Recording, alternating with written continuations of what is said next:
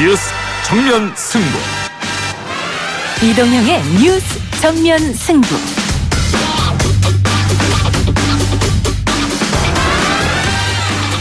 청취자 여러분 안녕하십니까, 이동형입니다.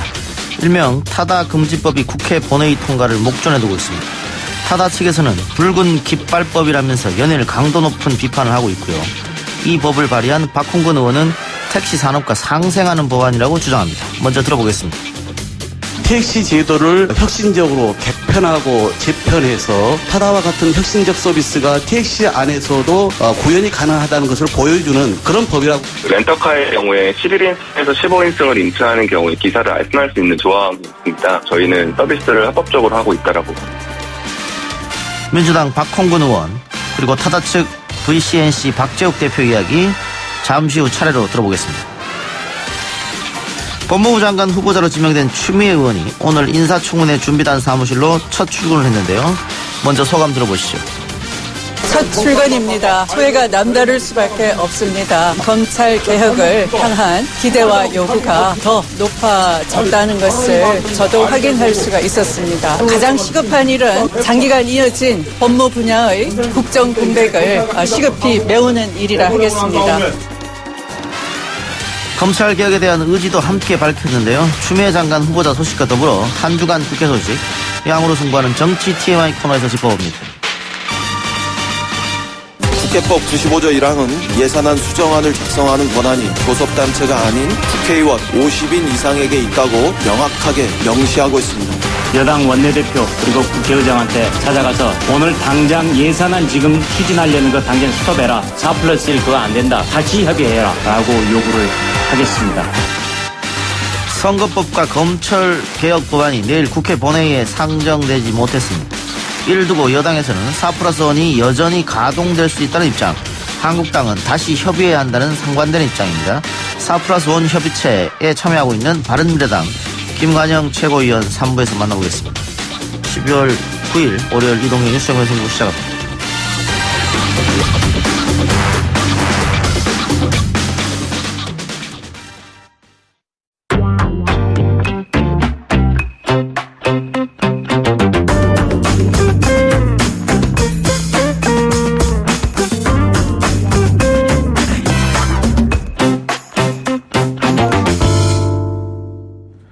지난 6일 일명 타다 금지법이라고 불리는 여객 자동차 운수사업법 개정안이 국회 국토교통위원회를 통과했습니다. 이번 개정안이 국회 본회의에서 처리되면 승차 정원 11에서 15인승 승합차를 임차하는 사람 등은 운전자를 알선할 수 있다는 여객법 시행령 예외 조항을 근거로 운영하던 타다를 이용할 수 없게 되는데요. 소카 이재용 대표는 SNS 글로 이번 개정안에 대해서 연일 비판하고 있습니다. 이 법안을 발의한 더불어민주당 박홍근 의원 그리고 타다 운영사인 VCNC의 박재욱 대표 차례로 연결해서 입장 들어봅니다. 먼저 더불어민주당 박홍근 의원 연결하겠습니다. 의원님 나와 계십니까? 네, 안녕하십니까. 자, 우선 의원님이 대표 발의하신 여객자동차 운수사업법 개정안, 일명 타다 금지법이라고 불리기도 하는데요. 내용 설명 먼저 부탁드리겠습니다. 우선 이것을 타다 금지법이라고 부르는 것 자체가 저는 프레임이라고 생각을 합니다. 예. 그 정확한 내용은 타다와 같은 이제 일부 업체의 영업을 금지하는 게 아니고요. 예. 제도권 틀 안으로 새롭게 수용해서 공정하게 경쟁을 하라는 겁니다. 예. 이 법이 이제 시행되면 이런 플랫폼 운송 사업 제도가 이제 그 정식화되는 거고요. 그러면 타다 같은 그런 플랫폼 기업들이 정식적인 절차를 거쳐서 예. 정부의 허가를 받고 계속 영업을 할 수 있게 됩니다. 예. 그동안은 그 시행령상의 외 규정을 활용해서 영업을 해왔는데, 예. 그 관련된 논란이 많습니다. 이따 제가 좀 시간이 되면 말씀을 드릴 텐데. 예. 그래서 택시하고 또 그런 것 때문에 너무 불공정하다. 이런 현실간 차이가 좀, 났고요. 그래서 그런 형평성 논란이나 어떤 법적인 논란이나 또 그동안 사회 갈등이 크지 않았습니까? 예. 이런 것들을 해소하면서 제도권 내에서 안정적으로 영업을 하면서 서비스 경쟁을 좀 해보라. 이런 이제 취지라고 보면 될 것 같고요. 예. 애초에 2014년도 박근혜 정부 때 지금 타다가 그 사업의 근거로 이야기하고 있는 외적 조항, 예. 그러니까 이런 렌터카의 그 외적으로 운전자 알선, 대리기사를 허용하는 그 규정은 당초 그 법령 규정이 뭐냐면 관광 목적 산업, 관광 산업 활성화였습니다. 예. 당초의 목적대로 가자는 겁니다. 그래서 예. 이번에도 당초의 목적대로 그 시행령에 따라서 하고 있는 업체가 있습니다. 공항 항만에서 11인승, 15인승 가지고 기사 알선하고 있는 그런 데는 허용을 하는 겁니다. 그러나 그동안 타다는 그런 당초의 입법 취지와는 다른 그 유사한 어떤 운송 행위를 했기 때문에 저희는 이 부분을 명료하게 법적으로 정리하고 가야 된다. 그래서 플랫폼 운송 사업 허가를 받아서 계속 영업을 좀 하게끔 이렇게 내용을 다루는 것이라고 보시면 되겠습니다. 예, 의원님 말씀처럼 그 여객법 시행령 예외 조항을 편법적으로 이용한 거 아니냐 이런 측면도 있겠습니다만 어쨌든 이번 여객자동차 운수사업법 개정안이 통과되면 관광 목적으로 6시간 이상 빌리는 소비자를 대상으로만 한다. 이렇게 되면 사실상 타다는 운행이 전면 중단되는 거 아니냐 이런 반대 입장인 것 같아요. 대한민국의 어떤 법이 특정 업체를 위해서 법이 존재할 수가 있습니까? 예. 타다와 같은 서비스의 유형이 중요한 거 아닙니까? 기존의 예. 택시가 갖고 있는 예를 들어서 뭐 불친절하다든가 뭐 불청결하다든가 뭐 승차 거부가 많다라든가 이런 국민들의 불만이 있는 거 저도 잘 알고 있습니다. 예. 그런 혁신적 서비스 요소를 타다가 갖고 있는 것을 제가 인정하고 있습니다. 예. 그러면 혁신적 요소를 택시 산업에 새롭게 인입을 시켜서 수용을 해서 그 안에서 혁신적으로 경쟁을 하라는 겁니다. 그런 장을 열어주겠다는 게 이번 법안의 골자인 겁니다. 예. 그렇기 때문에 얼마든지 그동안은 그 시행령과 관련해서는 제가 아까 말씀드린 것처럼 기존 입법 취지에 반한 것뿐만 아니라 검찰이 결국은 기소를 하지 않았습니까? 예. 그러니까 다른 업체들은 택시만 해도 가령 한 8천만 원 가량의 면허권을 가지고 또 차량을 또 구입한 다음에 그다음에 뭐 무사고 5년이나 영업용 경영고 3년 같은 그런 자격을 갖춘 다음에 예. 교육을 또 의무적으로 이수해야 되고 잘못하면 벌점을 받는 등 이런 규제안의 택시도 있지 않습니까? 그렇죠. 그러니까 이런데 타다는 그런 비용 지출이나 법적 자격에 대한 규정이 하나도 없어요. 그러면 이건 유상운송 행위를 누구나 마음대로 할 수 있다는 것이라면 그런 것을 요구한다는 것 자체가 불공정한 특혜라고 볼 수밖에 없는 거 아닙니까? 예. 그래서 이번 기회에 그런 법적 논란을 좀 명확히 정리하고 예. 타다가 갖고 있는 그런 혁신적 요소, 국민들이 반기는 그런 질 좋은 서비스를 택시 제도권 안에 도입해서 혁신적으로 경쟁을 하라는 거죠. 그래서 국민들의 그런 불만도 좀 잠재우고 또 택시 산업을 새롭게 좀 재편해서 택시 운수업의 그런 영역을 좀 확장하고 예. 경쟁력을 키우자 이런 뜻입니다. 지금 이 법안에 대해서 이재용 소카 대표는 당연히 반발하고 있고요. 졸속이다. 뭐 영국의 붉은 깃발법과 다를 게 없다. 이런 얘기를 했고 박용만 대한상공회의소 소장도 미래를 막는 선례다. 이런 얘기했는데 이 비판에 대해서 어떻게 보십니까? 저는 우선은 이게 졸속이라고 하는 것에 대해서 뭐 도무지 납득할 수가 없습니다. 예. 작년에 택시 기사 3분이 스스로 목숨을 끊을 정도까지 사회적 갈등이 커서 3월 7일 날 택시 업계와 정치권과 정부와 이 소위 그 플랫폼 업계, 모빌리티 업계가 사회적 대타협을 이루지 않았습니까? 예. 그 내용을 7월 달에 정부가 택시제도 개편 방안으로 발표를 해서 이런 플랫폼 택시 장을 열어주겠다라고 그렇게 내용을 담았던 거고요. 그걸 가지고 제가 법안을 낸 겁니다. 예. 거기에다가 이게 말 그대로 이제 소위 정문을 열고 운동장을 개방해 주는 거거든요, 이제. 그러면은 그동안 불법 논란이 일었던 시행령을 좀 편협하게 최소한 좋게 보더라도 편협하게 해석한 그 조항을 이제는 논란이 없게끔 잠재운 법을 제가 함께 낸 거거든요. 그리고 플랫폼 업계를 그동안 정부나 청와대나 그리고 얼마나 많이 만나왔습니까? 그리고 또 타다 측에서도 개별원들 그동안 다 만나왔습니다. 또 언론 인터뷰를 통해서 충분히 이야기를 해왔고요. 그러니까 저는 그런 그 혁신적 서비스가 강점인 것을 택시 어떤 시장을 재편하고 혁신하는 방향으로 해보라고 하는 것을 이렇게 일방적으로 졸속이다라고 얘기하는 것 자체가 저는 온당치 않다고 보고 있고요. 붉은 깃발법도 마찬가지입니다. 이게 어떻게 과거 그 영국의 무슨 마차와 정말 새로운 어떤 기술과 산업적인 어떤 혁명적 변화를 일으킨 동력 자동차와 비교할 수 있는 겁니까? 그러니까 적절치 않는 저는 억지 비유라고 생각이 좀 들고요. 이게 미래를 막는 것이 아니라 아까 말씀드린 타다와 같은 혁신적 요소와 서비스를 운수사업 제도권으로 수용하자. 그런 택시 산업을 혁신시키는 법이고요. 그다음에 플랫폼 업계하고 택시 산업이 이제는 좀 극한적인 갈등을 그만두고 상생하자 이런 법이라고 저는 확신을 합니다. 예. 그 반대된 입장 하나만 더 여쭤보죠. 이게 가장 중요시되는 부분 또 의견을 들을 부분이 승객들 아니냐. 근데 최근 타다 관련 여론조사를 보면 승객들, 서울 시민들은 이 타다에 대해서 찬성하는 입장이거든요. 그런 부분은 어떻게 하겠습니까? 저는 이게 마치 타다가 전면 금지된다. 그러니까 타다와 같은 서비스가 금지된다고 승객들이 생각합니다. 예. 택시에 대해서 불만이나 불평을 하는 우리 고객들 입장에서 당연히 그런 반응을 보일 수밖에 없다고 생각합니다. 예. 그러나 제가 지금 말씀드린 것처럼 향후에 그게 지금 이런 그 VCNC나 그런 그 소카가 열린 이제 새로운 플랫폼 운송 사업에 뛰어들지 안 뛰어들지는 본인들이 판단할 문제입니다. 예. 그러나 누군가는 거기에 뛰어들 것이고 거기서 이런 타다와 같은 혁신적 질 높은 서비스를 하게 되면은 승객들은 계속 그런 좋은 서비스를 이용할 수 있게 되는 것입니다. 그런 부분에 대해서 정확히 우리 시민들에게 알려져 있지 않기 때문에 그런 반응들이 있다고 보는 것입니다. 예. 지금 이 건과 관련해서 검찰이 불구속 기소해서 재판을 하고 있는 상황이지 않습니까? 네네. 그런데 국토교통위원회 이 법이 통과됐기 때문에 법사위하고 본회의 절차만 남은 거죠.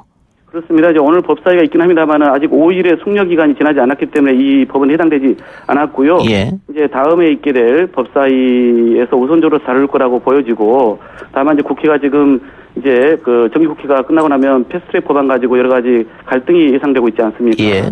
혹시 그 과정에서 이제 법사위나 본회의가 이렇게 정상적으로 작동되지 않았을 때 어떻게 될지 그건 좀 지켜봐야 될 것 같습니다. 그 본회의 통과되게 되면 이 재판하고는 어떤 상관관계가 있는 것이죠? 지금 현재 재판은 현행법입니다. 앞으로 현재 법이 아니고 현재의 법을 가지고 법원에서 최종적으로 입법 취지라든가 현행법의 어떤 그런 저촉 사항에 대해서 최종적인 판단을 내리게 될 거고요.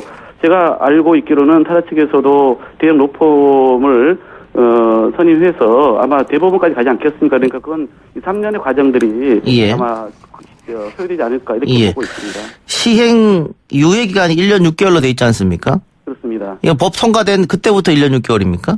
그러니까 보통 법도 이렇게 하지는 않죠. 대개는 6개월 내지 1년 또는 즉시 공포로 되어 있는데요. 이것도 정부 측에서 타다 측의 입장을 충분히 대응할 시간을 주자는 취지로 우리 법안 심사 과정에서 이 시행령의 세부적인 준비나 또 이런 플랫폼 운송 사업의 새로운 어떤 시행을 위해서 기간이 필요하다는 이유로 요청을 해서 당초 저는 6개월로 냈습니다만은 저희가 심사 과정에서 1년 6개월로, 그러니까 법이 공포된 이후 1년 후에 시행하는데요.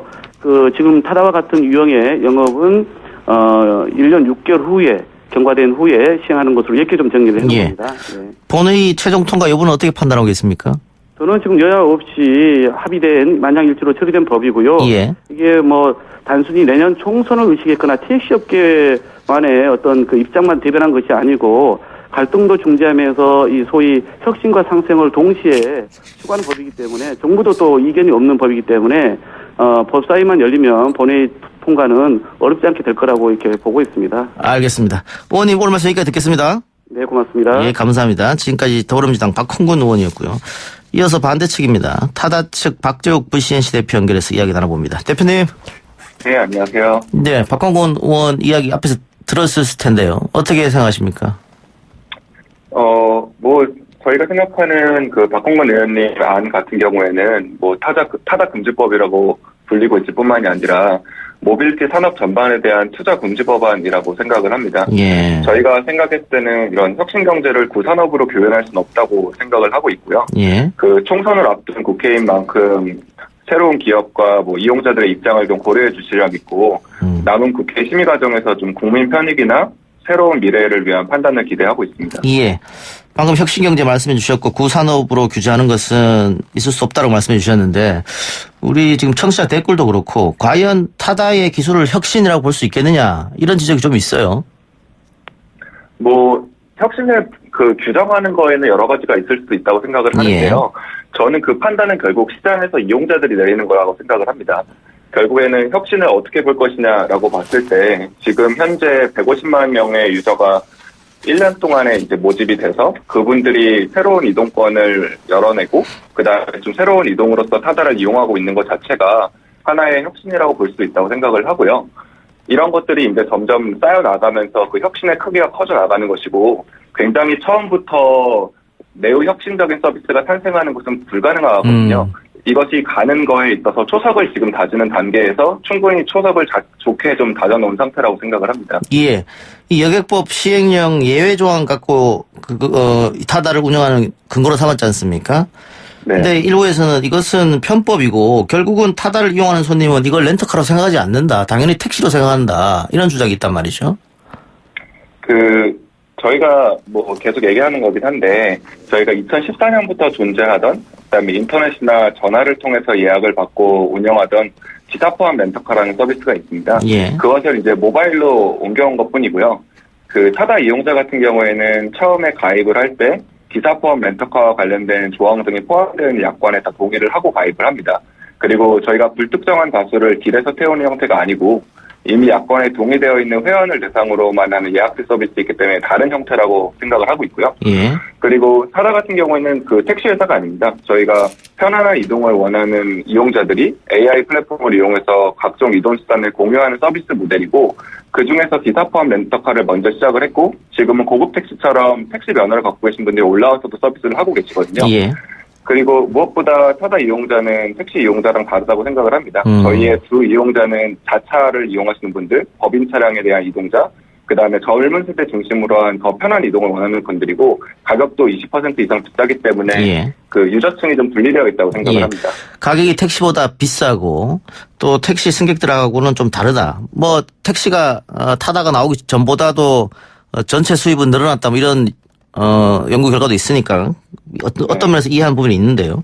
근데 그 우버도 결국은 한국 시장에서 퇴출됐고 카카오톡 카풀도 안 된다 그러고 결국은 혁신경제, 공유경제라고 주장했던 것들이 다 안 되는데 왜 타다만 이렇게 계속 가게 해줘야 되느냐 이런 불만도 있는 것 같습니다. 뭐 사실 공유경제 같은 경우에는 한국에서는 우버 같은 형태의 모델을 아예 못하도록 막아놨습니다. 예. 그래서 그나마 합법적으로 할 수 있는 게 이제 저희처럼 렌터카를 이용한 방법인데요. 사실 이마저도 규제한다는 것은 부당하다고 일단 생각을 합니다. 예. 아예 사실상 모빌리티 불모지로 만들어 놓은 상황에서 그나마 할 수 있는 방법으로 좀 어렵게 싹을 틔워보려고 했더니 이게 원하는 품종이 아니니까 뽑아버리겠다라고 하는 거랑 비슷한 형태라고 보고 있고요. 예. 그렇기 때문에 지금 현재 상황에서 할 수 있는 최선을 다해 서비스를 만들고 플랫폼을 키워나가는 이런 기업의 입장에 대해서도 생각을 해봐줬으면 합니다. 예.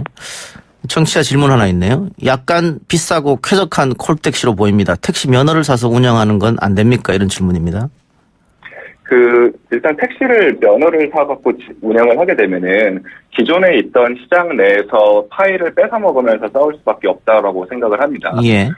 그렇기 때문에 그 해외 사례 같은 경우에 보면은 이런 모빌리티 서비스에 대해서는 새로운 면허 제도를 만들고 그걸 통해서 새롭게 창출되는 시장에서 거기서 기여금을 받는 형태로 기존에 있는 산업을 연착륙할 수 있도록 만들어주는 것이 잘 사용되는 방법인데요. 예. 저는 그러한 방식으로 가야 전체 시장의 크기가 포지티브 썸으로 커지고 기존에 있는 면허 체계 안에서 서로의 시장을 뺏어 먹으면서 그 안에서 제로섬 게임을 하는 이런 형태가 되지 않을 거라 생각을 합니다.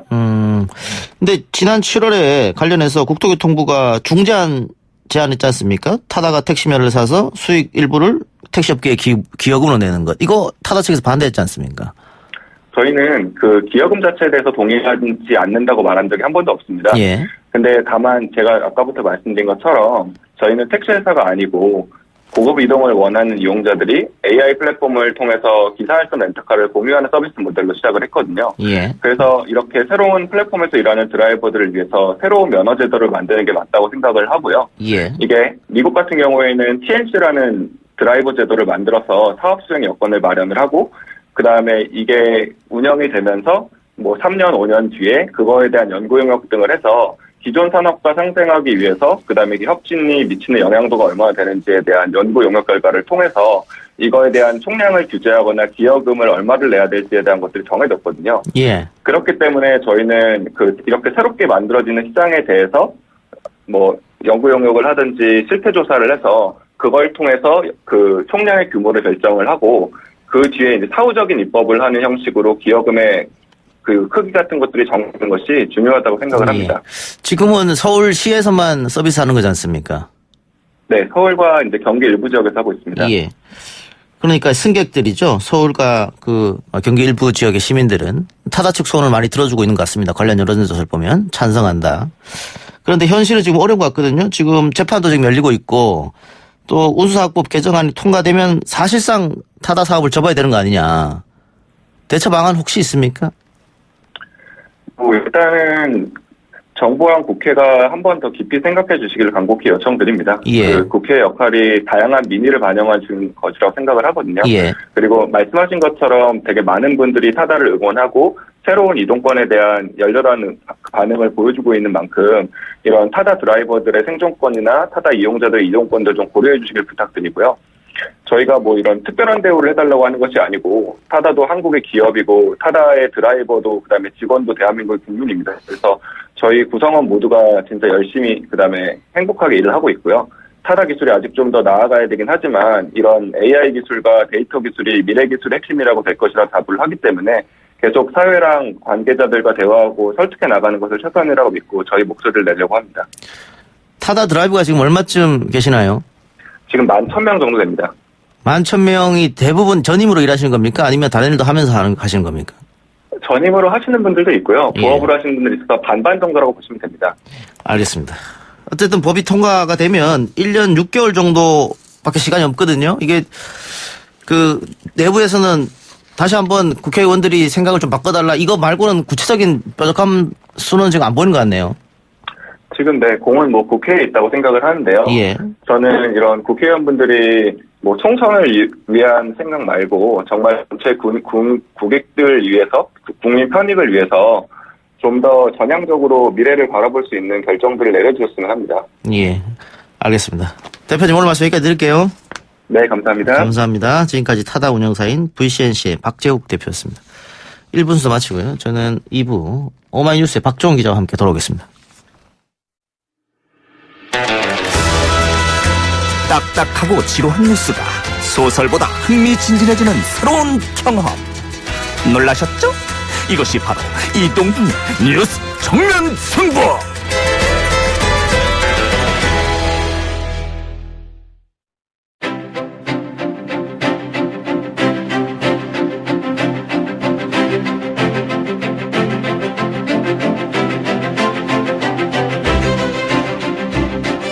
이동의 뉴스 정면 승부 2부 정치 TMI 시작합니다. 오마이뉴스 박종훈 기자 나왔습니다. 어서 오십시오. 네, 안녕하십니까. 새해 예산안을 내일 처리하기로 합의했네요. 법정 시한은 뭐 당연히 넘겼습니다. 매번 넘기니까. 네, 5년째 넘기고 있고요. 오늘 낮에 12시에 국회의장실에서 문희상 국회의장 주재로 3당 대표들이 만났습니다. 이인영 민주당 원내대표, 한국당 심재철 원내대표, 바른미래당 오신환 원내대표가 만났는데 원래는 오늘 오후에 본회의가 열리기로 했었잖아요. 예. 4+1에서 그러니까 한국당을 제외한 여야 정당들이 합의한 예산안 처리가 있을 것이다. 이렇게 좀 예측을 했었는데 이게 내일로 연기가 됐습니다. 그러니까 심재철 원내대표가 선출한 다음에 문희상 의장의 중재에 따라서 극적으로 합의점을 찾았다. 이렇게 보이는데요. 한민수 국회 대변인이 회동 이후 브리핑을 했어요. 예산 심사는 오늘 당장 예결특위 민주당, 한국당, 바른미래당 간사가 참여해 논의하고 예산안을 내일 본회의에서 처리하기로 합의했다.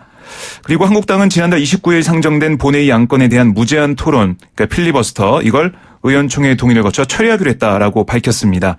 여야 3당은 이 두 가지 합의가 선행되는 것을 조건으로 이 패스트트랙에 올라가 있는 법안 이걸 좀 더 논의해 보자라는 건데 정기국회 내에서는 본회의에 상정하지 않기로 합의했습니다. 예. 그러면 임시국회를 활용해야 될 텐데. 네. 자, 예산안 당연히 처리해야 되는 거고요. 그렇습니다. 그리고 민식이법 등 비쟁점 법안. 비쟁점 네. 법안은 원래 통과하기로 여야가 합의한 거잖아요. 그렇습니다. 그러니까 결국은 패스트트랙 법안은 그러면은 정기국회에서 안 올리고. 네. 그렇다면 시간만 흘렀네요. 우선 원래 하기로 한 걸 그렇습니다. 예. 결과적으로 보면 정기국회 내에서 못한 거예요. 예. 문희상 국회의장이 강력하게 얘기했던 이 12월 3일에 공수처법이 부의가 되면서 예산안과 함께 또 선거제 개혁안과 함께 정기국회 내에서 처리가 될 것으로 예상했는데 오히려 한국당의 이 전략에 따라서 밀렸다 이렇게 보시는 게 맞겠습니다. 그러면 패스트트랙 법안 또 유치원 3법 어떻게 됩니까? 우선 유치원 3법 저는 이게 오늘 합의가 됐다 그래가지고 한국당이 전향적으로 나왔구나 생각을 했어요. 그런데 오늘 얘기를 들어보면 이인영 대표와 심재철 대표 얘기가 좀 달라요. 이인영 원내대표는 11월 29일 필리버스터 신청한 것을 철회하는 전제이기 때문에 당연하게 유치원 3법도 내일 통과되는 것을 봐야 한다라고 얘기했는데 심재철 원내대표는 한국당이 반대해온 유치원 3법에 대한 필리버스터 처리하는지 묻는 기자들의 질문에 의원총회에서 얘기를 들어봐야 한다. 라고 얘기를 했습니다.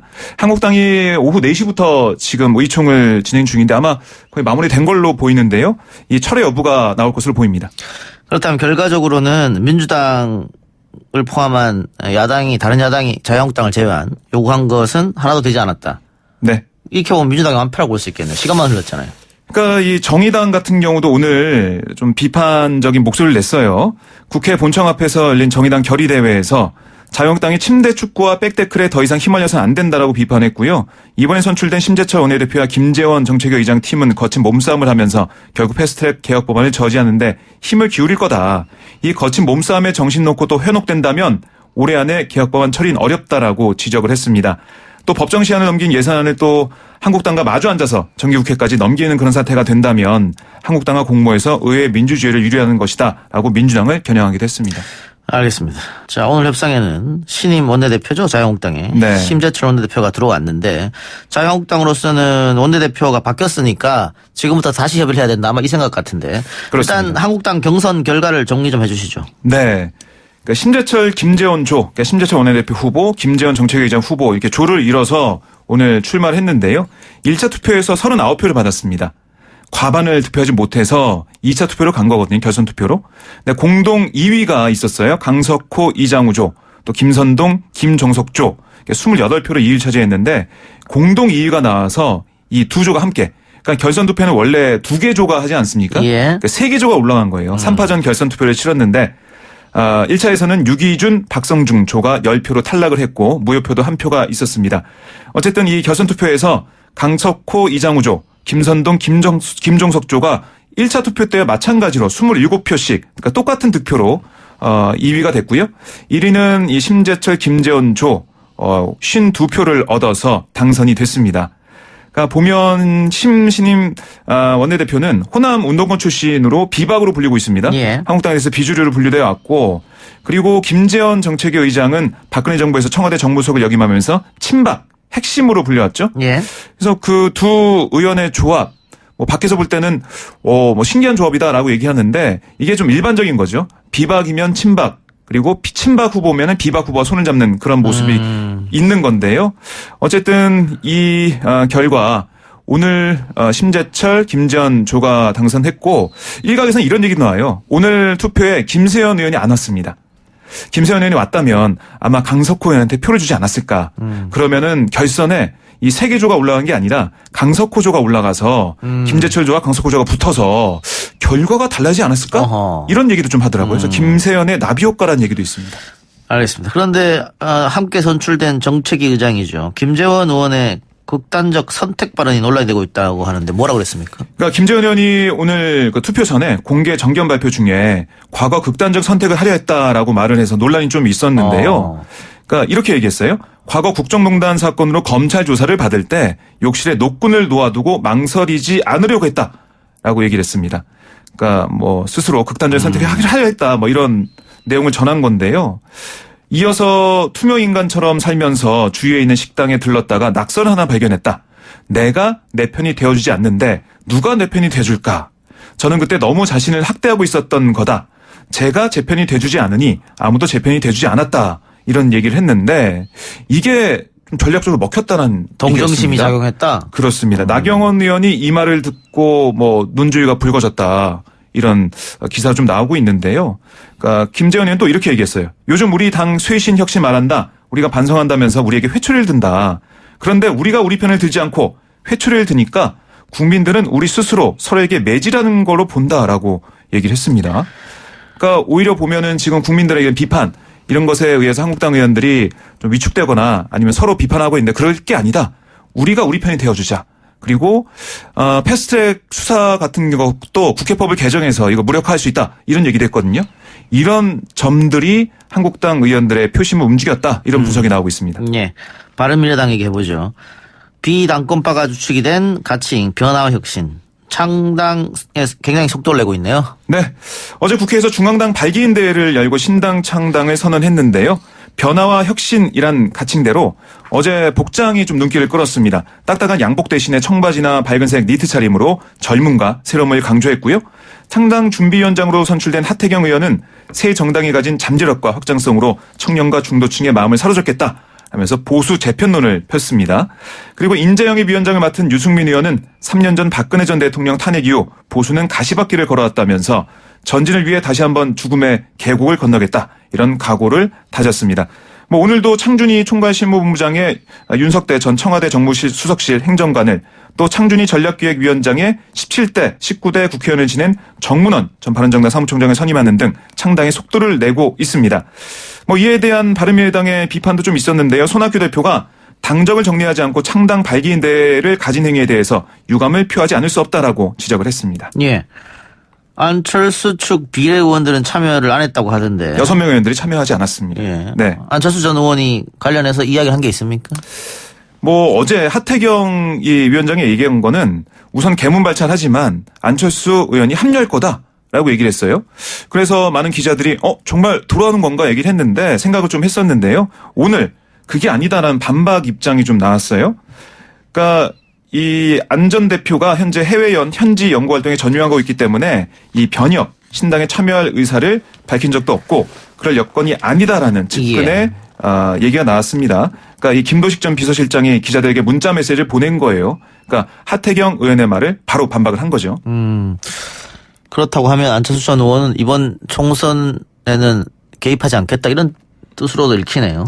그렇습니다. 계속해서 상을 보는 것 같고요. 부인인 김미경 교수의 지난주 발언도 있었지만 조금 더 정치적인 격변기에 돌아오지 않을까 이렇게 예상해 볼 수가 있습니다. 예.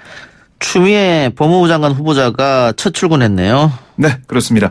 문재인 정부의 세 번째 법무부 장관 후보자로 지명된 추미애 민주당 의원이 오늘 인사청문회 준비단 사무실에 출근해서 청문회 준비에 돌입을 했습니다. 이 청문회 준비단이 입주한 서울 양천구 남부준법지원센터 오늘 오전 10시쯤 출근하면서 이렇게 얘기했어요. 소회가 남다를 수밖에 없다. 법무 분야의 국정 공백을 메우기 위해서 청문회 준비에 만전을 기하겠다라고 말을 했고요. 예. 이어서 장관 후보자로 지명된 이후 검찰 개혁을 향한 국민의 기대와 요구가 더 높아졌다는 것을 확인할 수 있었다. 사법개혁과 검찰개혁의 요체는 국민이 안심하는 것, 국민을 편안하게 만드는 것이라 생각한다라고 강조했습니다. 일각에서는 강성인 추미애 후보자 또 역시 강성인 윤석열 총장 부딪히면은 파열음이 크게 나지 않겠느냐 이런 걱정도 하던데 어쨌든 윤석열 총장은 추미애 후보자에게 전화를 했다고 하던데 축하 전화입니까? 네, 그렇습니다. 그래서 기자들의 질문도 좀 있었는데요. 여기에 대한 추미애 후보자의 답변은 간단했습니다. 예. 단순한 인사였다라고 얘기를 했고요. 그리고 이어서 원래 잘 모르는 사이다. 그렇습니다. 서로 모르는 사이고 그리고 이 점이 중요한데요. 법무부와 검찰은 헌법과 법률에 의한 기관 간의 관계다. 그러니까 설령 아는 사이라고 해도 이게 어떤 친분 관계가 사이에 끼어들 수 없다 이런 걸 얘기한 것 같아요. 그리고 헌법과 법률에 의해 위임받은 권한을 서로 존중하고 잘 행사하고 최선을 다하는 게 국민을 위한 길이다라고 강조를 했습니다. 당신은 당신 할 일을 하고 나는 내일 할 일을 하겠다 이렇게 받아들이면 되나요? 그렇습니다. 그렇게 볼 수가 있고요. 네. 법무부 장관이 가지고 있는 권한과 책임과 여러 가지 것들이 있지 않습니까? 그리고 수사지휘권도 있고요. 예. 인사권도 있기 때문에 이런 것들을 앞으로 시시적절하게 활용하지 않을까 이런 예측이 나오고 있습니다. 예. 국무총리 김진표 민주당 의원이 지명됐다라는 보도는 꾸준히 나오고 있습니다. 계속 나오고 있습니다. 예. 결정은 안 되고 있어요? 그렇습니다. 사실 이번 주 초에도 나올 수 있다는 얘기가 있었어요. 그러니까 총리가 먼저 결정될 거라는 얘기까지 있었는데 추미애 지명자가 먼저 결정이 됐죠. 그래서 민주당 김진표 의원이 안 되는 게 아니냐라는 얘기도 있고 아니다. 이번 주 금요일 그러니까 13일에는 결정이 될 거다는 얘기도 있습니다. 근데 한 가지 분명한 건 국회 상황이 좀 정리가 돼야 국무총리 지명이 있을 거다라는 건 다 동의를 하고 있거든요. 그러니까 이번 주에 패스트트랙 관련된 수사가 패스트트랙 관련된 법안이 다 처리가 될지 이건 좀 봐야 될 것으로 보이고요. 그리고 야당을 어쨌든 자극하지 않는 인물이 필요하다 이런 얘기 계속 나오고 있습니다. 하지만 시민단체, 그러니까 참여연대 등을 비롯한 진보적인 시민단체는 김진표 의원이 총리 후보자로 지명되는 것에 대해서 강하게 반발하고 있거든요. 예. 그러니까 좀 양쪽에 장단점이 있는 거예요. 김진표 의원이 총리가 되려는 인사청문회 통과는 좀 수월할 수는 있지만 시민단체, 그러니까 문재인 정부를 지지했던 그런 시민단체들은 또 반발하고 있거든요. 예. 이 점 어떻게 조정할지 이것도 관건으로 보입니다. 예, 자유한국당 일부 인사들이 김진표 총리는 환영한다 이런 발언을 벌써 했고, 네. 그러다 보니까 청문회 또 총리 인준을 생각했을 때는 김진표로 가는 게 맞지 않느냐 이런 그렇습니다. 주장과 반대쪽에서 문재인 정부와 민주당을 지지하는 지지자들이 반대하고 있는데 네. 대통령이 당연히 부담이 된다 반대하는 걸 임명하게 되면 그런 게 맞부딪히고 있다 이렇게 보면 되겠네요. 그러니까 그 경실련하고 참여연대 공동성명을 잠깐 소개해드리자면 이렇게 얘기했습니다. 김진표 의원은 총리로 절대 임명돼서는 안 되는 인사다. 문재인 정부가 추구하는 정책 기조에 정면으로 배치되는 반개혁적 그런 정책 성향을 가지고 있다라고 비판했습니다. 알겠습니다. 좀 지켜보죠. 네. 오늘 우상호 의원도 관련해서 한마디 했네요. 언론이 대통령인가? 이러면서. 그렇습니다. 그러니까 이게 사실 그 인사권자는 대통령이잖아요. 예. 대통령이 결정해야 결정이 나는 건데 계속해서 실명을 가지고 또 보도하는 행태. 예전에는 실명까지 안 나왔었어요. 예. 뭐 A 의원, B 의원 이런 게 좀 많았는데 요즘에 예. 실명으로 많이 보도가 되고 있죠. 예. 경찰이 한국기독교총연합회 대표장 정강훈 목사에 대한 출국 금지 조치를 했네요. 네, 서울 종로경찰서는 집회 및 시위에 관한 법률과 기부 금품의 모집, 사용에 관한 법률 위반, 또 내란죄 등 혐의를 받고 있는 이 정강훈 목사를 최근 출국금지 조치했는데요. 경찰 관계자는 지시법 위반 혐의로 전 목사에 대한 출국금지를 요청했다고 말을 했습니다. 그리고 법무부는 오늘 오전 전 목사에 대한 출국금지 요청을 승인한 것으로 전해지고 있는데요. 이 전 목사는 서울 종로구 광화문광장 등지에서 개최한 시위에서 집시법을 위반한 혐의를 받고 있습니다. 그리고 지난 10월 기억하실 겁니다. 문재인 하야 범국민 집행대회를 개최하기 전에 청와대 함락과 문재인 대통령 체포를 논의했다는 의혹을 받아서 내란죄 혐의로도 고발이 돼 있는 상황이고요. 또 같은 달 종교행사가 아닌 광화문 집회에서 헌금을 모집해서 예. 기부금법 위반했다. 이런 혐의도 함께 받고 있습니다. 지금 4차례 이상에 걸친 소환 요구를 계속 경찰이 하고 있는데 예. 불응하고 있거든요. 예. 그래서 이 강제 수사도 임박한 게 아니냐 이런 관측도 예. 나오고 있습니다. 그러니까 지금 고소고발을 여러 건 당했고 네. 경찰에 의한 소환 거부도 여러 차례 했는데 계속 지켜만 보는 것은 특혜를 주는 거 아니냐 이런 지적도 있는 것 같습니다. 그렇습니다. 그러니까 검찰도 그렇고 경찰도 그렇고 선택적 수사 이런 것에 대한 비판 국민들의 지적이 계속 나오고 있는 것 같아요. 예. 북한 얘기해 봅시다. 북한이 대단히 중대한 시험을 했다. 우리나라와 미국 대통령이 전화 통화를 한 몇 시간 후에 이런 발표를 해버렸거든요. 공교롭게도 예. 그렇게 됐는데요. 북한이 과거 장거리 미사일을 발사하던 서해 위성 발사장에서 이 대단히 중대한 시험했다고 밝히면서 대륙간 탄도미사일 ICBM 카드를 노골화하고 있다라는 분석이 나오고 있습니다. 그러자 트럼프 미국 대통령이 곧바로 트윗을 날렸죠. 예. 사실상 모든 것을 잃을 수도 있다 하면서 강력한 경고장을 날렸습니다. 근데 잠시 제가 속보를 보면 조금 전에 속보가 하나 들어왔습니다. 북한의 김영철 부위원장이 트럼프 대통령 경고에 대해서 우리는 더 이상 잃을 게 없는 사람들이다 라고 또 맞받아 쳤습니다. 그러니까 계속해서 긴장이 고조가 되고 있는 거예요. 북한이 이야기한 시한이 12월 말이니까 얼마 남지 한 달도 채 남지 않았거든요. 네. 그런데 미국까지 북한이 굉장히 강대강 대치를 하고 있다. 앞으로 어떻게 될 것 같습니까? 우선 아직까지는 이 정상 간에 뭔가 이 탑다운 방식의 협상 가능성은 남아있다고 보여집니다. 예. 그러니까 아직까지는 선을 안 넘었잖아요. 예. 그럴 가능성이 있다는 거죠. 예. 그래서 문재인 대통령과 트럼프 대통령의 통화를 통해서 문재인 대통령이 좀 더 촉진자 역할을 할 것으로 보이고요. 그리고 남북 관계 어떤 대화천이 좀 끊어져 있는 상황이지 않습니까? 지금 그렇죠. 중국을 통해서 중국의 외교력을 통해서 북한과의 접촉을 좀 늘려나가서 12월 말까지 협상 시한 안에 그 정상회담까지 아니더라도 실무회담에 도입할 수 있는 그런 모멘텀을 마련할 수 있지 않을까 예상을 해봅니다. 예, 왕이 부장을 문 대통령이 만났고 청와대에서 그리고 이번 달 말에 있을 한중일 정상회담에서 아마 또 이와 관련한 얘기를 시진핑 주석과 하지 않겠느냐 이런 예측이 있으니까요. 네. 그래, 알겠습니다. 좀 지켜보죠.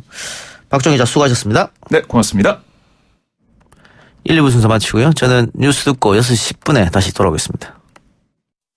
글쎄 안 들려 들을 뉴스 없어 아무 뉴스도 귀에 들어오지 않아 듣고 또 들어도 들을 뉴스 없어 만든 게 이 프로야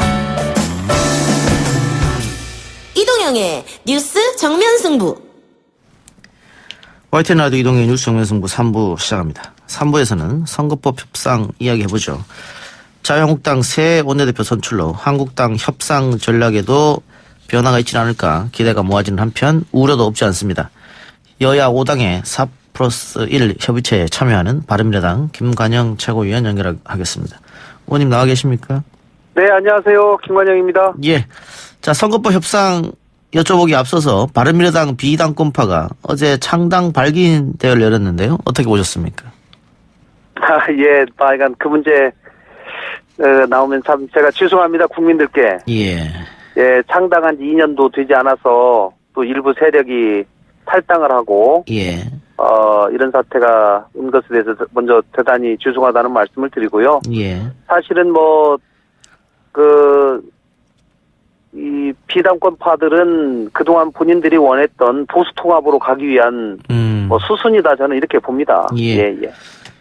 그 손학규 대표도 그렇고 창당하려면 빨리 탈당하고 창당해라 이렇게 했는데 아직 당적은 유지하고 있는 거죠? 지금 현재 당적을 유지한 상황에서 발기인 대회를 열었는데요. 예. 이제 조만간 뭐 창당도 준비위원회도 꾸리겠다 이렇게 얘기를 하고 있는데 사실 정치 도의상 뭐 새로운 정당을 만드는 것은 본인들의 자유고 예. 뭐 그렇습니다. 그런데 당적을 정리하고 예. 그리고 새로운 정당을 만드는 것이 정치 도의상 맞다는 말씀을 드리는 거고요. 예. 뭐 지금 현재 아마 뭐 원내대표나 상임위원장이나 이런 자리들 때문에 뭐 그대로 지금 당적을 계속 유지하는 것 같은데 이것은 뭐 도의상 맞지 않다고 생각합니다. 예. 안철수계 비례대표 의원들 함께하지 않았는데 이거 어떻게 봐야 될까요? 뭐 그분들은 저는 안 대표의 의중하고 전혀 무관하지는 않다 저는 이렇게 생각합니다. 예. 그래서 변혁이 지금 가고자 하는 방향이 이제 그분들이 국민의당에서 시작한 분들 아니겠습니까? 예. 그래서 국민의당에서 시작하신 분들은 그래도 제3정당을 고수하자라는 입장들을 많이 가지고 계시고, 예. 지금 바른정당 출신들은 최종적으로는 이 보수 통합의 길로 갈 가능성이 굉장히 높기 때문에 예. 그 길에 같이 가기는 쉽지 않다 저는 이렇게 봅니다. 예. 관련해서 하나만 더 묻죠. 지금 뭐 패스트트랙 안건이 뭐 이따가 우리가 또 자세히 이야기를 하겠습니다만은 예. 만일 본회의로 올라가게 되면 지금 바른미래당에 남아 계신 분들은 4+1 거기에서 투표를 하실 테고 예. 변혁 측은 자유한국당과 아마 같은 뜻을 보일 거라 이렇게 보면 되겠습니까? 그렇다고 봐야죠. 그동안 그런 입장을 보여왔으니까요. 예, 알겠습니다. 자, 다른 얘기 네. 해보죠. 자, 선거법 협상 그동안 한국당이 불참은 계속 했었는데 뭐 협의 자체가 되질 않았죠, 사실은. 네, 오늘 심재철 원내대표가 새롭게 뽑혔으니까 혹시 예. 협상장으로 다시 들어올 것이다 이런 기대감 갖고 있습니까? 뭐 기대를 아예 저버리지는 않는데요. 예. 저는 뭐 크게 기대하지는 않습니다. 예, 왜냐하면 4월 28일 날 패스트트랙안이 국회에서 통과된 이후로 예. 지금까지 거의 7개월 넘게 시간이 있었거든요. 예. 그 과정에서 자유한국당이 보여온 행동들을 보면 이 관상의 법칙에 의해서 사실 너무 많이 나갔어요. 예. 그렇기 때문에 이거를 뒤돌려서 협상하기가 참 쉽지 않은 상황이다라고 예. 하는 것도 또 현실입니다. 그러나 또 저는 뭐 평소에 제가 최선의 강행 처리보다는 최악의 합의 처리가 더 낫다라고 하는 제 생각을 갖고 있기 때문에 특히 선거법에 관해서는 예. 그렇기 때문에 끝까지 합의 처리의 가능성이 조금이라도 있다면 저는 그 방향을 우리가 더 노력하는 것이 맞다라고 생각합니다. 예. 내일 예산안은 처리하기로 했고요. 또 비정점 법안도 아마 처리될 것 같은데 패스트트랙은 그럼 어떻게 되는 겁니까? 패스트트랙은 예. 일단 상정을 보류하기로 했기 때문에 예. 뭐 빠르면 11일 날 임시국회가 소집돼 있습니다. 예. 그래서 임시국회에서 아마 상정되지 않을까 싶습니다. 이렇게 되면 자유한국당이 원하는 대로 시계가 흘러가는 거 아닙니까? 아니요, 이제 임시국회가 소집이 되면 패트 법안들이 상정이 되고요. 거기에서 필리버스터가 시작이 되겠죠. 만약에 예. 그러면은 이제 임시국회가 회기가 문제인데요. 예.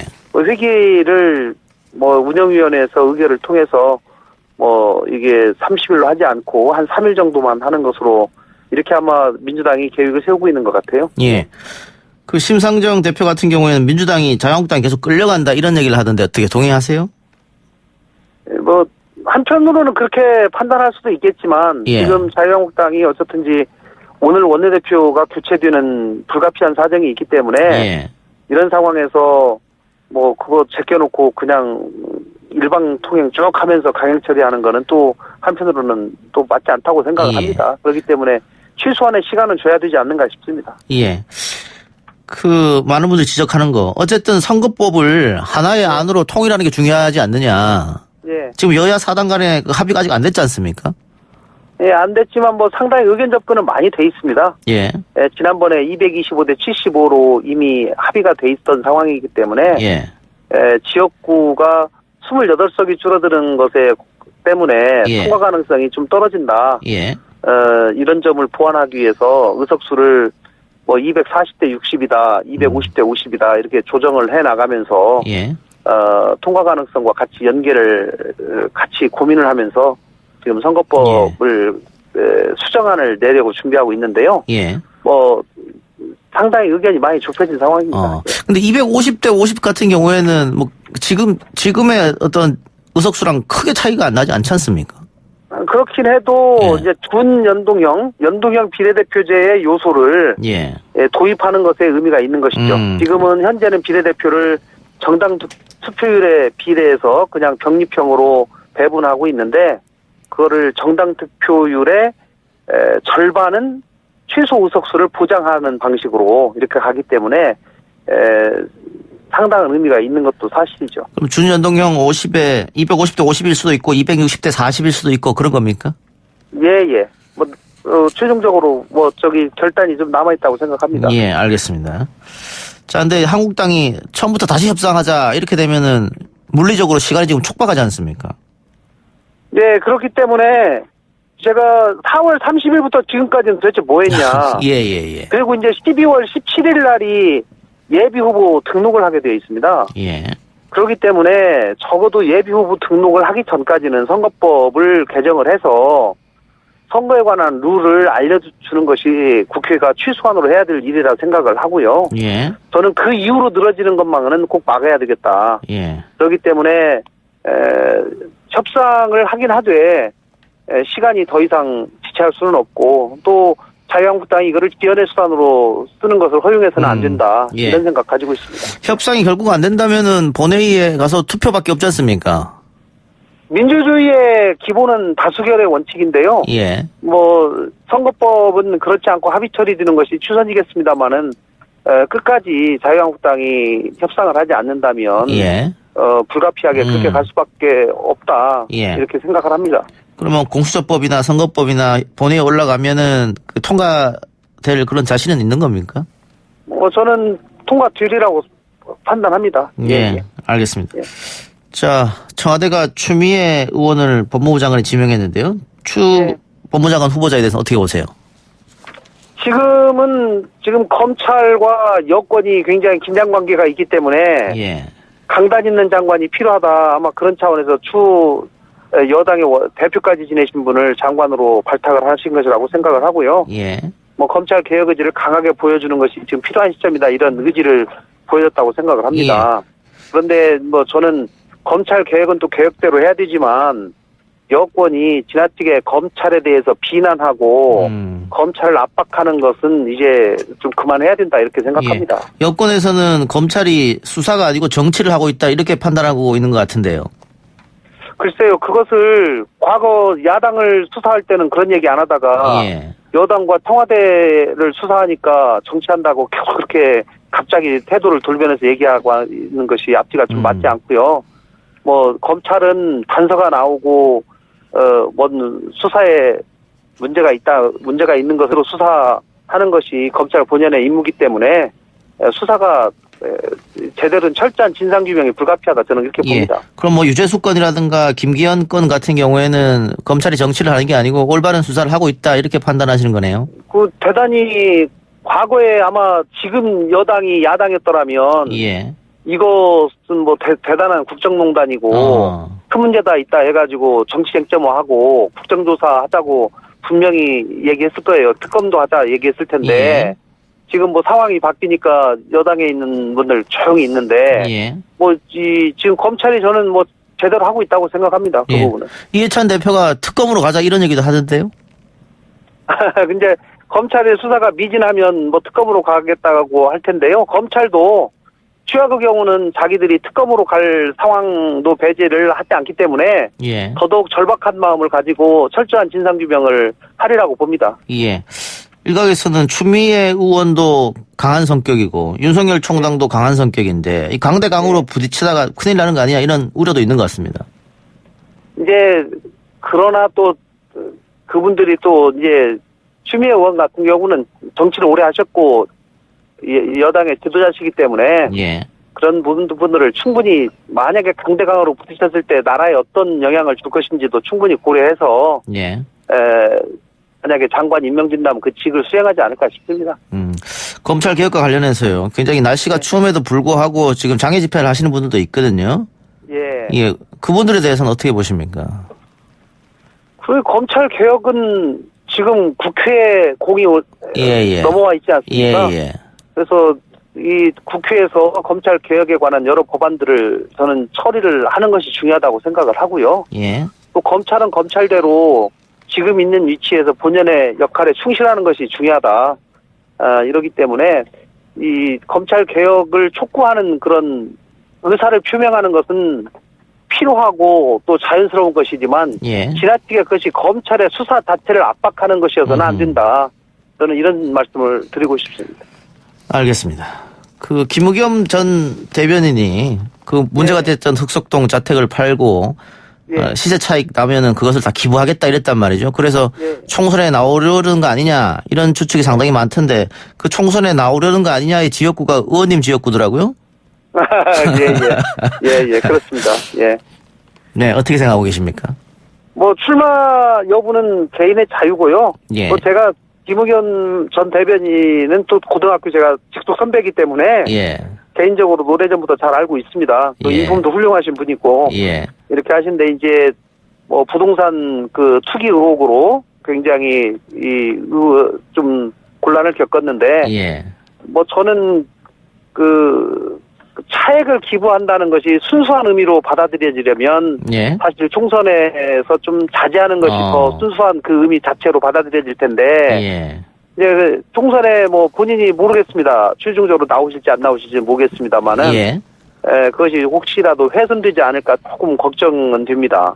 예. 예, 그러나 예를 들면 뭐 마지막으로 출마를 하시겠다 그러면 그거는 또 본인의 자유고요. 또 군산 시민들이 군산 발전에 어떤 분이 더 도움이 될지 또 뭐 판단하실 몫이라고 생각합니다. 예. 알겠습니다. 의원님 오늘 인터뷰 여기까지 들을게요. 예, 감사합니다. 예, 감사합니다. 지금까지 예. 바른미래당 김관영 최고였습니다. 3부 순서 마치고요. 4부 박정호 한국경제산업연구원 실장 모시고 경제 얘기해 보겠습니다. 뉴스 신동 이 작가와 함께하는 비포장 뉴스 해학 뉴스 정면 승부. 4부에서는 경제 이야기 해보죠. SK그룹 이야기부터 해봅시다. 최태원 회장의 이혼 요구에서 가정을 지키겠다던 노소영 관장이 입장을 바꿔 재산 분할을 요구하면서 SK그룹 경영이 최 회장의 이혼으로 위기를 맞을 수 있다 이런 우려가 나오고 있습니다. 그런가 하면 삼성 바이오로직스 고의 분식회계 의혹 관련 기소된 임직원들에게 실형이 선고됐죠. 삼성 바이오 분식회계가 우리 경제에 남긴 숙제도 함께 짚어봅니다. 한국경제산업연구원 산업정책연구실의 박정호 실장 나왔습니다. 어서 오십시오. 예, 안녕하세요. 지난주에 나와서 해주셨던 말이 굉장히 인터넷에 화제가 됐습니다. 예. 뭐 제가 어르신들에게 기분 상하게 해드리고 싶은 생각은 전혀 아니었고요. 예. 학교에서 학생을 가리키는 사람으로서 예. 대학에서 요즘 그 친구들의 낙담, 절망감 아마 그게 좀 더 크게 보여졌었던 것 같아요. 그 인터뷰가 그렇게 화제될 줄 아셨어요? 아니 솔직히 제가 말을 일부러 세게 한 건 사실이에요. 그래요? 특히 주변에 있는 어떻게 보면 선배 교수님들 이런 분들도 재산이 꽤 계신 분들 계시거든요. 그런데 그걸 굳이 안 파시면서 또 보유세 좀 올라가는 건 또 속상해 하시고 그런데 좀 기분이 좀 그랬어요. 30억 이상 아파트 갖고 있으면 팔아라 그런 제목의 인터뷰가 나갔었는데 포털에 가장 많이 읽은 기사, 가장 많은 댓글 인터넷에 여러 가지로 퍼날려졌더라고요. 네, 한번 공감되는데 제가 한번 기여됐다면 그걸로 만족합니다. 네. 그래요, 알겠습니다. 자, 오늘은 법정 다툼 중인 사안들에 대해서 얘기를 좀 해보죠. 예. 노소영 관장이 남편 최태원 SK그룹 회장에게 행복을 찾아서 이제는 가라. 대신에 최 회장이 가진 주식 중 42.29%를 내놓아라. 라고 얘기를 했습니다. 재판은 두고 봐야 알겠습니다만은, 어쨌든 SK 가문과 노태우 가문이 결합했던 것이고 그에 따른 상당한 혜택을 SK가 받지 않았냐. 그렇기 때문에 재판에서도 이게 인정될 수도 있을 것이다. 뭐 이런 추측도 있고 아니다라는 얘기도 있는데 만일 그 노소영 관장의 말처럼 되면은 SK의 지배 구조가 바뀌는 겁니까? 사실 지배구조까지 바뀌지는 않을 것 같습니다. 제 소견으로는. 예. 물론 최태원 회장이 가지고 계신 지분은 꽤 줄어들겠죠. 예. 지금 가지고 있는 게 이제 올 3월 말 기준으로 18.44%를 SK주, 그러니까 SK그룹 전체의 지주회사격인 것에 그만큼 가지고 있었는데요. 만약에 노소영 관장이 얘기하는 것처럼 승소가 된다면 이 비중이 10%대로 딱 떨어집니다. 예. 그러니까 표면상으로 뭔가 지배구조가 미약해진 건 사실이지만 워낙 그 다양한 방면의 우호 지분이라고 해야 될까요? 흑기사를 해주실 분들이 많기 때문에 지배구조 자체에 큰 영향은 없다 이렇게 예. 보고 있습니다. 예. 그런데 뭐 절반이면 절반이고 40%면 40%지 42.29%는 뭔가. 아마 이거 보도하기 전에 아마 법률 자문단 이런 분들하고 많이 논의를 한 거 아니겠습니까? 그래서 42.29%라는 이 수치는 뭐 이미 법률 자문단들하고 많은 논의를 한 거고요. 그 결과로 나온 숫자가 아닌가 이런 생각이 듭니다. 예. 아까 제가 잠깐 언급했었던 노태우 전 대통령의 어떤 힘으로 네. 당시에 대한소유공사죠. 네. SK로 넘어갔지 않습니까? 네. 그때 뭐 새우가 고래를 삼켰다 이런 얘기가 있었으니까요. 그리고 SK텔레콤 같은 경우에도 결국은 특혜받지 않았느냐. 결국은 그게 방점이 돼서 이만큼 요구했다라는 이야기가 맞습니까? 그렇게 봐야 됩니까? 그 당시 실제 굉장히 큰 기업을 SK그룹이 인수했었던 기회를 얻은 건 분명한 사실입니다. 예, 예. 그런데 이 최태원 회장과 노소영 관장이 어떻게 보면 우리 속칭 재벌가의 어떤 사회 오피니언 리더들과의 정략 결혼이냐 예. 그건 아닌 걸로 알고 있어요. 제가 알기로. 예.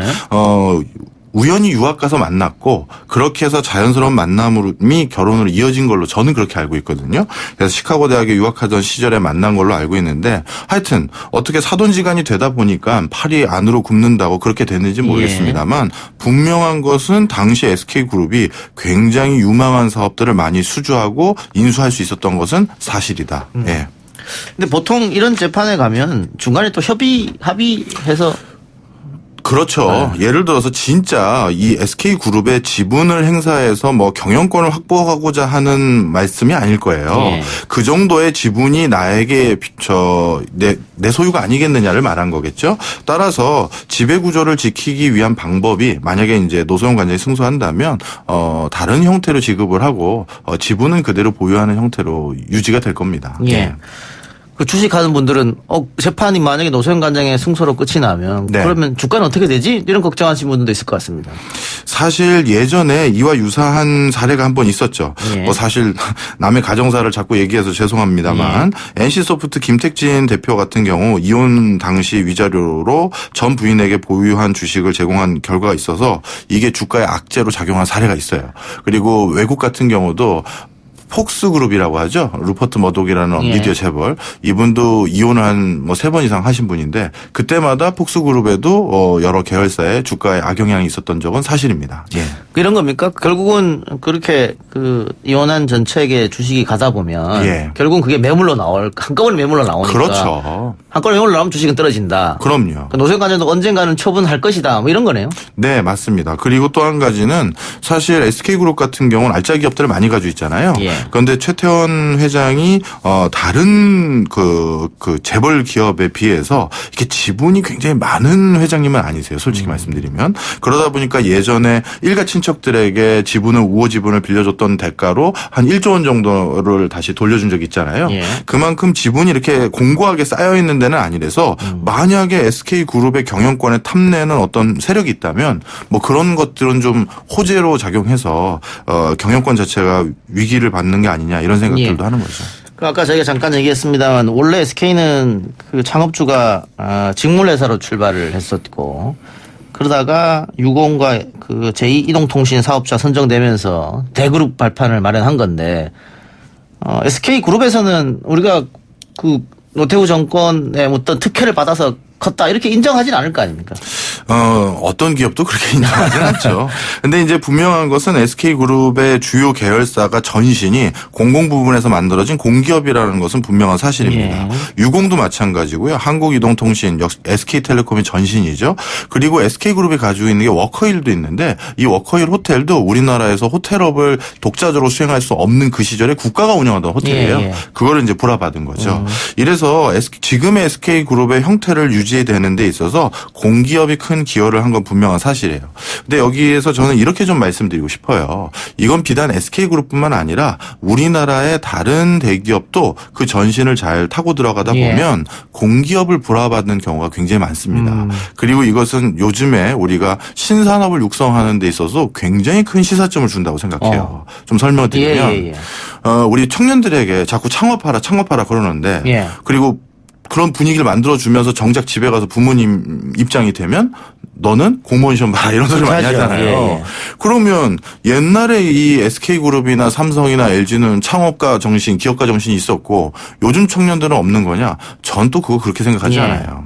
옛날에는 이 지금 SK그룹을 얘기를 하고 있지만 다른 그룹사도 그 전신이 본인이 씨앗 뿌려가지고 하나하나 물 주고 새싹 키운 기업들 사실 많지 않아요.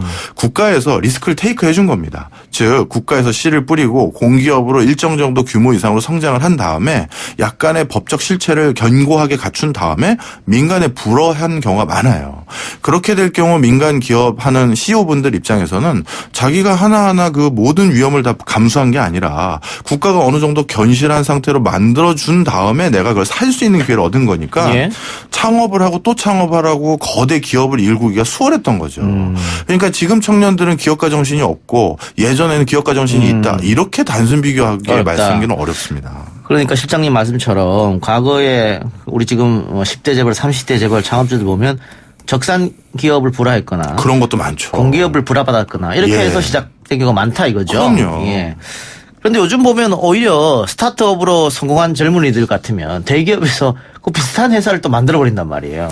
그런 거는 좀 안타깝죠. 근데 이제 전 세계적으로 누군가가 이미 그 비즈니스 모델을 검증받아서 큰 돈을 벌었다고 했었을 때 유사 창업을 법적으로 막을 방법은 솔직히 없습니다. 그렇기 때문에 이런 건 좀 뭐라 할까요? 뭐 암묵적인 사회적인 합의도 필요할 것이고 또 사실 그렇게 견고한 회사가 뛰어든다 하더라도 그런 것까지 대비해서 경영할 수 있는 자체적인 마인드 이것도 같이 필요해요. 그러니까 외국 같은 경우에 스타트업으로 성공하면 대기업에서 그 가치를 인정해서 굉장한 자산을 주면서 사거든요. 우리도 그런 게 필요하지 않느냐. 예를 들면은 그 앱 김기사 앱 같은 경우에 대기업 인수했지 않습니까? 그런 식으로.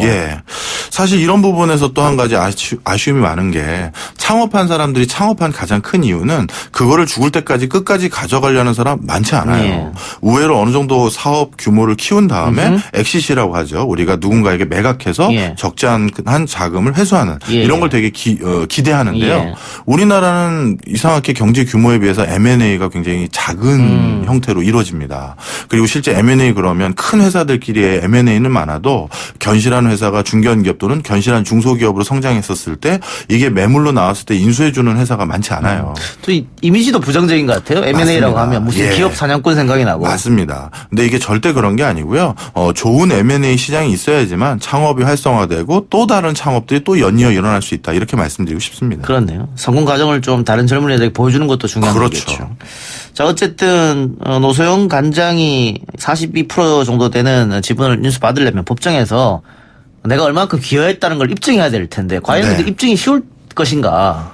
야, 이게 진짜 쉽지는 않을 것 같아요. 저희가 법률 전문가는 아닙니다만 사실 아마 지금 우리가 지배구조 이런 것들을 논의하고 있습니다만 이 법적 공방이 꽤 길게 갈 거예요. 그리고 쉽게 결론이 날 일도 아니고요. 그래서 제 소견으로는 뭐 한 상당 기간 끌어지지 않을까 이렇게 생각이 듭니다.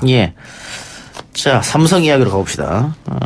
결국 국정농단 사건도 정경유착 사건의 일환인데 이재용 삼성전자 부회장의 파기 한송실을 맡은 정준영 판사가 지난 6일 열린 공판에서 이재용 부회장에게 정치 권력자로부터 뇌물 요구를 받더라도 기업이 응하지 않으려면 어떻게 해야 하는지 답변을 달라라고 얘기했습니다. 이것도 참 이례적인 주문이긴 합니다만. 그렇죠.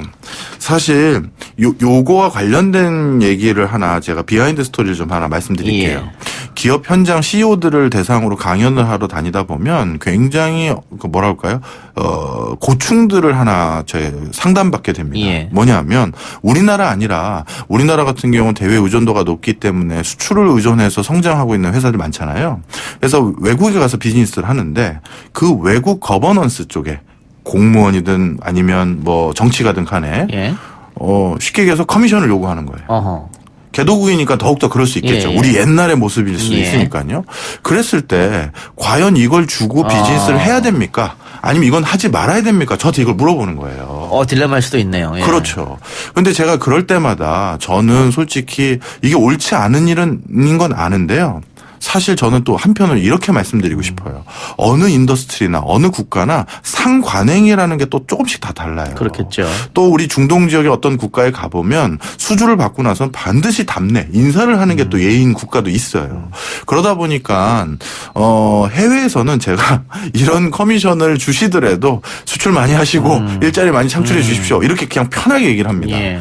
그런데 문화가 다르더라도 이렇게 차이가 있는데 우리나라 같은 경우는 갑자기 급격히 문화가 바뀌어가고 있죠. 그러니까 이런 건 절대 해서는 안 되고 그리고 정도경영, 공정사회 이런 것들에 대한 가중치를 더욱 높여주고 있는데요. 바로 이런 변화 속에서 일어나는 대표적인 문제가 하나 이거라고 생각이 들고요.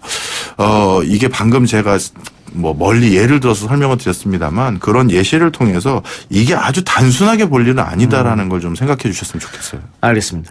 자, 삼성 바이오로직스 분식 회계 의혹과 관련해서 증거인멸을 시도한 부사장급 임직원들이 1심에서 실형을 선고받았습니다. 본인도 다 인정했습니다. 자기들이 증거인멸을 했다고. 네. 그런데 지금 내용 보니까 2년, 1년 6개월 이렇게 받았단 말이죠. 근데 우리가 미국 앨런 사태에 비춰보면 미국 같은 경우에는 거의 종신형이에요. 몇백 년 정식 받고. 근데 우리는 2년 반 너무 낮게 나오는 게 아닌가. 어떻게 보십니까? 사실 분식회계 같은 것을 했었을 때의 처벌 수위는 전 굉장히 더 올라가야 된다고 생각합니다. 왜냐하면 이게 어떻게 보면 내부 정보를 알고 있는 오피니언 리더들이 아니라 일반 개미 투자자들 이 사람들에게는 평생 모은 돈을 순식간에 날릴 수 있는 그런 요인이 되는 거거든요. 사기죠, 사기. 사기죠. 예. 맞아요. 그래서 어떻게 보면 외부에 공시되어 있는 그 자료만을 믿고 이렇게 감사까지 받은 그 외부 감사 기관에서 감사까지 한 내용이니 이걸 믿고 주식 투자한 사람이 전 재산을 날렸다. 그거는 진짜 무엇으로도 갚기 어려운 거예요. 따라서 분식회계 같은 것은 굉장히 엄단을 해야 된다고 생각하고요. 대표적으로 미국의 앨런 사태 같은 경우도 결국 그 회계법인은 파산을 시켜버렸잖아요. 예. 이런 정도 수준의 강한 어떤 규제가 들어가야 된다고 생각이 들고요. 하나 요거에 대해서도 재미있는 사례 하나 말씀드리면 우리나라 공시제도로 나와 있는 뉴스들하고 미국의 공시제도로 나와 있는 뉴스가 그 내용이 많이 다릅니다. 우리나라는 공시라고 하면 그 기업의 좋은 소식, 긍정적인 소식들을 잔뜩 담아야 된다고 생각을 해요. 우리 조만간 이런 거 수출할 거고 이런 신기술 개발됐다 이렇게 하는데 미국 기업들의 공시 내용을 보면 전혀 다릅니다. 회사의 부정적인 내용들을 굉장히 많이 투여해요. 그 이유는 왜 그러냐면요. 이미 부정적일 수 있는 어떻게 보면 부정적으로 확정된 건 아니지만 조만간 이렇게 나쁜 소식이 있을 것 같습니다라는 것까지도 공지를 안 했다가 나중에 집단 소송 당하면 회사가 파산 내지 엄청난 손해보상을 해야 되거든요. 바로 그런 이유 때문에 법과 제도로 분식회계를 막고 공시 자료에 대해서도 객관성을 유지하게 만들고 있는 게 미국의 제도다. 이렇게 말씀드립니다. 우리가 대우 분식회계 사태 때도 봤습니다만 피해자가 너무 많이 양산되기 때문에. 그럼요. 예. 아니면 국가가 흔들릴 수도 있는 거잖아요. 예, 그럼요. 근데 한국의 국가 경쟁력이 경제의 규모에 비해 현저하게 낮게 평가된다. 그 원인은 바로 이 회계와 지배구조의 불투명. 근데 이게 1970, 80년대 때는 심해졌다가 많이 좋아졌다라고 하는데 아직도 부족한가 보죠. 사실 저는 이 부분은 이제 많이 좋아졌다고 생각을 하긴 합니다. 그럼에도 불구하고 앞으로 더 나가야 될 건 많이 있겠죠. 특히 이제 지배구조 부분에서의 불투명성이라고 하면 외부 감사에 대한 부분도 물론 아직 더 개선해야 될 게 있지만 어떻게 보면 그 사내 의결 구조에서 어떻게 보면 오너를 견제할 수 있는 구조가 없다라든가 그래서 오너들의 전횡이라고 해야 될까요? 이런 것들을 견제할 수 있는 제도가 없다라는 거 이런 차원에서 요즘 지적이 더 많은 것 같고요. 회계 시스템은 그래도 우리 IMF 외환위기인 1997년 이후 상당 부분 개선됐다 이렇게 말씀드립니다. 오히려 한국 경제는 오너리스크가 더 위험이다. 저는 그렇게 보이는데요. 예. 대한항공 사태에서도 봤습니다. 오늘 공정위가 발표한 내용을 보면요. 19곳의 주요 대기업 집단, 일명 그룹의 총수들이 계열사 이사직을 전혀 맡지 않고 있고 또 그 추세가 증가하고 있다. 이건 어떤 의미일까요? 사실 이건 뭐 하나의 요인으로 설명하기 좀 어렵습니다. 이제 일단 통계 발표난 걸 좀 보면요. 2019년 공시 대상 기업 집단 지배구조 현황을 보면요. 전체 조사 대상 56개 중에서 총수가 존재하는 게 49개. 소속이고 1,801개의 계열사 가운데 총수 일가가 이사 명단에 올라 있는 회사는 17.8% 정도 됩니다. 예. 그런데 실제 이제 기업 현장에서 어떻게 보면 아버님 회사를 물려받아서 오너 일가가 됐던 뭐 3세대 이제 3세까지 우리나라도 많이 왔잖아요. 그렇죠.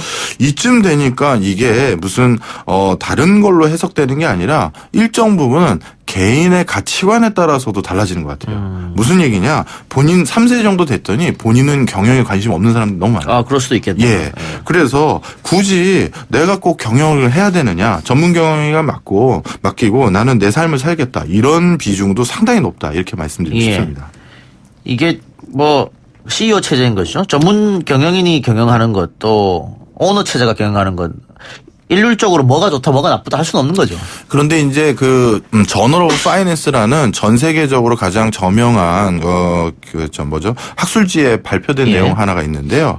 어떤 걸 비교했냐면 가족 기업하고 가족 기업이 아닌 전문 경영자 기업들 두 개의 집단을 비교 분석한 적이 있습니다. 과연 어느 쪽 집단이 더 오래 살아남고 또 글로벌 금융위기와 같은 위기에 더 강하냐라고 비교했었는데 이게 참 불편한 진실일 수도 있는데 가족 기업의 성장률이 훨씬 더 좋아요. 오히려 생존율이 더 훨씬 좋죠. 이건 왜 그러냐면 아주 전 쉽게 설명드리고 싶어요. 지금은 아마 이 방송 들으시는 분들 중에서 창업 준비하는 분들이 많으실 텐데 계시겠죠? 가끔 이제 창업 준비하면 친한 친구, 대학교 동기, 그다음에 뭐 고등학교 동기 이렇게 생각하는데요. 이런 친구들은 창업 초반에 어려움을 겪다가 이게 한번 굉장히 어려움이 심해지면 금방 틀어져요. 갈라서죠. 네. 그런데 가족 한번 떠올려 보십시오. 내가 불의의 사고를 당해서 병실에 누워 있어도 친구들은 초반에는 가끔 면회도 오고 같이 마음 아파하고 그러겠지만 가족은 평생 가는 거거든요. 그래서 위기 때 또는 뭔가 경영 환경이 제대로 자리매김하지 않았을 때 헌신할 수 있는 가장 큰 동료는 사실 가족이에요. 그래서 이 오너 경영이 우리가 너무 부정적인 면을 우리 사회에서 많이 봤던 건 사실입니다. 그런데 유럽이나 미국에서는 이것을 순기능으로 승화한 회사들도 굉장히 많다. 그래서 오너 경영 자체가 나쁜 것이 아니라 그것에 대해서 어떤 행보를 보이는지를 우리가 주목해야 된다. 이렇게 말씀드립니다.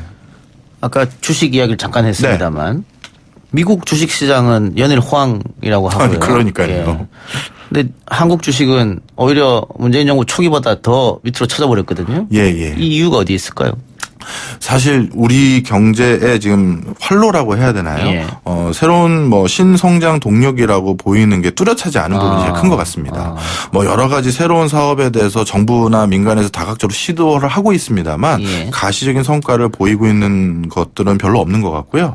또 그 과정에서 한국의 위치가 중국과 일본과 미국 그 강대국 사이에서 경제적인 어떤 생태계가 큰 도전, 위기를 경험하고 있는 상태에서 지금 외국인 투자자들이 특히 더 먼저 돈을 뺀 것 같고요. 그 과정에서 지금 주가가 크게 떨어진 게 아닌가 이렇게 생각이 듭니다. 미중 무역 갈등가 한번 불어오면은 우리는 아무것도 안 했는데 후두둑 주식이 떨어지고 이런 거네요. 그렇죠. 이게 뭐 사실 우리나라 주식시장이 전 세계에 차지하는 비중이 굉장히 작다 보니까 일어날 수 있는 현상이다 이렇게 말씀드립니다. 경제의 불확실성 때문에 주식이 떨어진다. 이런 얘기 언론에서 많이 하던데 이 경제의 불확실성은 뭡니까? 사실 중국이라는 국가가 그동안 수출을 잘하면 한국 수출도 같이 늘어났었어요. 왜냐하면 업무 분장이 잘 돼 있었거든요. 근데 이제 중국이 오늘 오전에도 제가 외신 기자를 통해서 봤는데 중국 관공서에서는 앞으로 3년 안에 모든 PC와 관련된 제품들 그 안에 있는 소프트웨어를 중국산으로 다 바꾸라고 이제 요청을 한 거예요. 공문이 온 거죠. 그만큼 자국의 산업을 육성하기 위한 어떻게 보면 이제 장벽을 쌓고 있다고 할까요? 그 과정에서 우리나라의 제일 큰 수출처 중에 하나인 중국에 수출하기가 점점 요원해질 가능성이 높아지니 그만큼 불확실성이 높아지고 있다. 이렇게 말씀드리고 싶네요. 자, 저금리 시대지 않습니까? 네. 그러면은 돈이 시중에 많이 돌아야 되고 특히 주식시장에 들어가야 되고 이렇게 해야 되는데 다 어디 갔습니까 돈이? 주식 시장보다는 다 더 안전한 데로 많이 흘러가지 않았겠습니까? 어딜까요, 거기? 뭐 사실 금, 뭐 부동산, 뭐 요즘 달러 외화성 예금도 많이 통장에 담고 있고요. 회사채도 트리플 A 회사채는 예. 발매되면 다 나가요. 네. 그럼 회사채, 금, 부동산, 달러, 네. 소위 말하는 안전자산에 그렇죠. 금리가 낮아짐에도 불구하고 네. 그 주식이 안 들어가는 건 아까 얘기했던 또 경제 불확실성 이런 거니까. 네. 그리고 아주 그 상류층 같은 경우는 제가 이제 PB분들 대상으로 강의도 많이 하는 편인데요. 예. PB분들 대상으로 강의했었을 때 저한테 그걸 물어보시더라고요. PB가 뭡니까? 그러니까 프라이빗 뱅킹이라고 해서 예. 그 VVIP 분들의 자산을 관리해주는 1대1로 관리해주는 거예요? 그렇죠. 예. 저도 받고 싶네요. 우리는 안 될 거예요.